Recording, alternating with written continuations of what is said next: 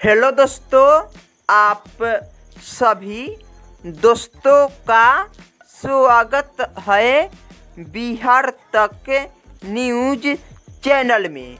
तो देखिए दोस्तों, भोजपुरी के सुपरस्टार हीरो रितेश पांडे भैया जी का एक ज़बरदस्त मज़ेदार और धमाकेदार फिल्म बहुत जल्द आने वाला है दोस्तों। जो फिल्म का नाम है प्रजातंत्र। और प्रजातंत्र फिल्म में मेन स्टार कास्ट के रूप में काम किए हैं दोस्तों भोजपुरी के सुपरस्टार हीरो रितेश पांडे भैया जी और भोजपुरी के सुपरस्टार हीरोइन काजल राघवानी जी। प्रजातंत्र एक भोजपुरी फिल्म है दोस्तों और बहुत जल्द आप सभी दोस्तों के बीच में आने का उम्मीद है दोस्तों। तो हम लोग